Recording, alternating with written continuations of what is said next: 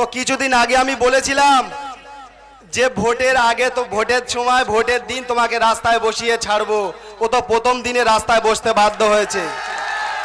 ভোটের দিনে রাস্তায় শুইয়ে ছাড়বো এটা কথা দিয়ে গেলাম, আর গণতান্ত্রিক আইনের মাধ্যমে আপনাকে আইনের জালে বেঁধে তারপর আমরা গণনা কেন্দ্রে আমাদের ভোটকে গুনতে যাব, এটা আপনাকে আজকে আমরা বলে দিয়ে গেলাম। ঠিক তো? আজ আপনি 2023 সালে ভাঙড়ে দায়িত্ব নিয়েছেন, এই 3 বছর আমাদের ছোট ছোট আমরা যার নেতৃত্ব দেই আমাদেরকে সামলাতে পারোনি। এখন বলে দিচ্ছি, নমিনেশন ভোট ঘোষণা হওয়ার পর থেকে আমাদের দলের এমএলএ বিধায়ক নওশাদ সিদ্দিকী ভাইজান তিনি তো ভাঙড়েই থাকবে, এখন আমাদের কিভাবে জব্দ করবে? ভাবছো যেদিন আপনার নামটা টিকিট ঘোষণা হয় অনেক কান্নাকাটি করেছো, অত লাভ হবে না। আপনি সামান্য 2 দিন প্রোগ্রাম, ওই 2 দিন আন্দোলন করার জন্য 15 লাখ টাকা আপনি খরচা করেছেন ওই মানুষগুলো ভাড়া করে। আপনার যদি অতই জনপ্রিয়তা থাকে তাহলে বোদরা বাজারের আপনার বাড়ির সামনে আন্দোলন করালেন কেন? একটা ক্যানিং বিধানসভায় প্রত্যেকটা মোড়ে মোড়ে আন্দোলন হওয়া উচিত ছিল, ছিল না? ছিল না? হাত দিয়ে দেখুন আমাদের মানুষটার, আমাদের এমএলএর গায়ে একবার টাচ করে দেখুন। টোটাল ভাঙড়ে নয়, টোটাল পশ্চিম বাংলায় আন্দোলন হবে। এটাই কে বলে জনপ্রিয়তা, এটাই কে বলে ভালোবাসা। ঠিক তো? আপনি আমাদেরকে বলেন সমাজ বিরোধী, আমাদেরকে বলেন সন্ত্রাসী।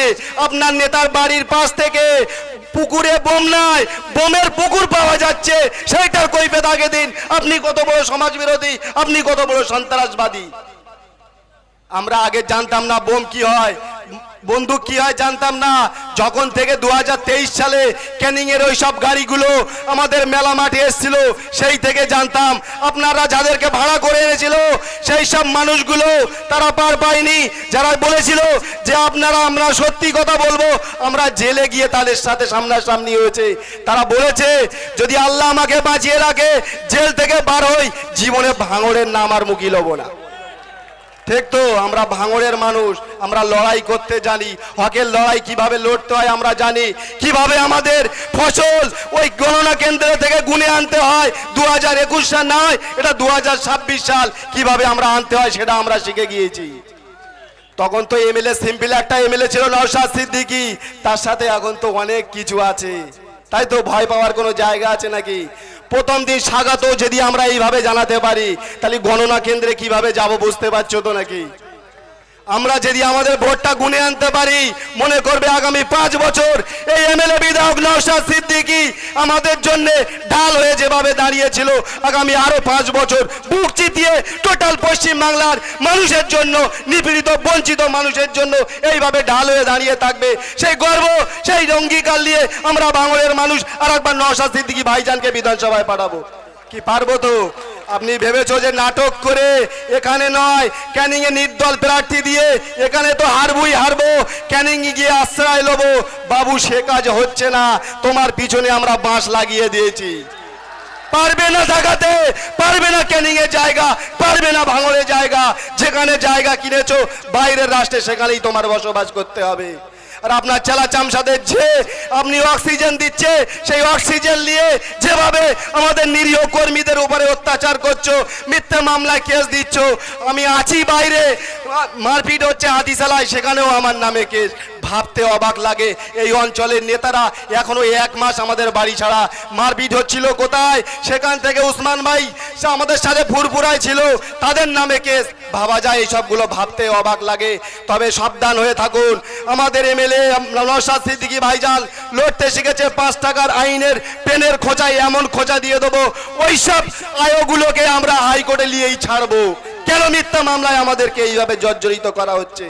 2021 সাল থেকে 23 সাল পর্যন্ত আমার নামে একটা মামলা ছিল, এখন বয়স 34, কেস 37। তাই তো 3 বছরে এইটাই উন্নয়ন করেছেন আপনি। ভাঙড়ে প্রত্যেকটা গ্রামে প্রত্যেকটা নিরীহ মানুষের নামে 2টো 5টা 10টা করে কেস দিয়ে রেখেছেন।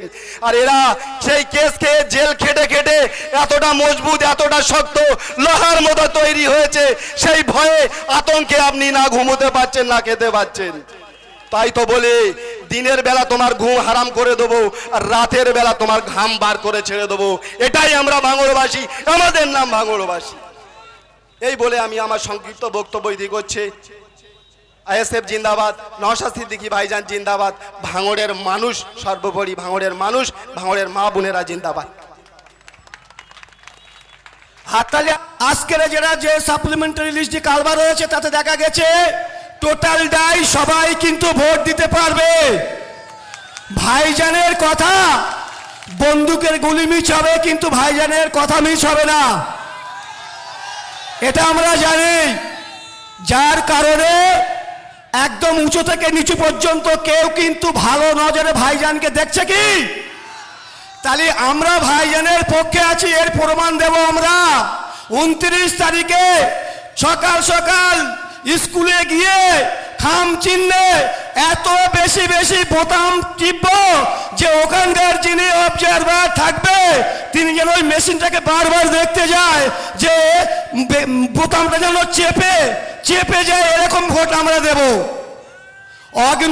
অগণিত ভোট আমরা ভাইজানকে দিয়ে সসম্মানে ভাঙড় বিধানসভা থেকে আমরা ফের পুনরায় বিপুল ভোটে জয়যুক্ত করে আবার বিধানসভায় পাঠাবো। এটা ঠিক তো নাকি? আমি আর বেশি কিছু বলবো না, ভাইজান আছে, ভাইজান বলবো, আমি ভাইজানের হাতে আমি আমার বক্তব্য এখানে শেষ করছি। ভাইজানকে অসংখ্য অসংখ্য ধন্যবাদ। তার কারণ এমন একটা ফ্যামিলি থেকে উঠে এসে যে এইরকম রাজনীতিতে ভাবে এইভাবে যে মুভমেন্ট করবে এটা আমরা কেউ ভেবেছিলাম না। তাহলে আমাদের কাছে এক্সট্রা পাওনা হয়েছে। এই মানুষটাকে আমরা কোনোভাবে হারাতে পারবো না। কোনোভাবে আমরা যদি হারাই আমাদের সমস্ত কিছু হারিয়ে ফেলবো। তাহলে আমাদের দেখতে হবে এই মানুষটাকে সাংবিধানিকভাবে সংবিধানের জায়গায় আমাদের পাঠাতে হবে। এই বলে আমি আমার বক্তব্য ইতি করছি। ইনকলাব জিন্দাবাদ, ইন্ডিয়ান সেকুলার ফ্রন্ট জিন্দাবাদ। ধন্যবাদ আমাদের রবিউল ভাইকে তার মূল্যবান বক্তব্য দেওয়ার জন্য। এখন আমাদের প্রাণপ্রিয় ছোট ভাইজানকে বরণ করে নেওয়া হবে। এখন আমাদের নয়নের মণি প্রাণপ্রিয় ছোট ভাইজানকে বরণ করে নেওয়া হবে। তাই প্রথমে ভাইজানকে ব্যাস পরিয়ে বরণ করবেন 106 নম্বর বুথের বুথ সভাপতি মোহাম্মদ জব্বার মোল্লা মহাশয় আমাদের ভাইজানকে ব্যাস পরিয়ে বরণ করে নেবেন। জব্বার বিশ্বাস, আব্দুল জব্বার বিশ্বাস।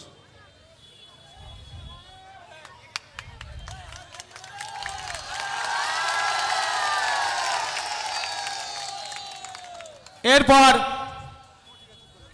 ভাইজানকে উত্তরীয় দিয়ে বরণ করবেন আমাদের 104 নম্বর বুথের অঞ্চল কমিটির সদস্য রাজু লস্কর।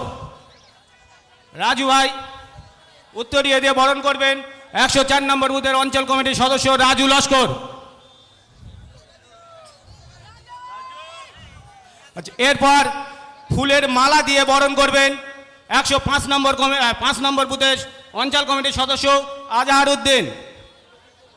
ফুলের মালা দিয়ে বরণ করবেন 105 নম্বর বুথের অঞ্চল কমিটির সদস্য আজহার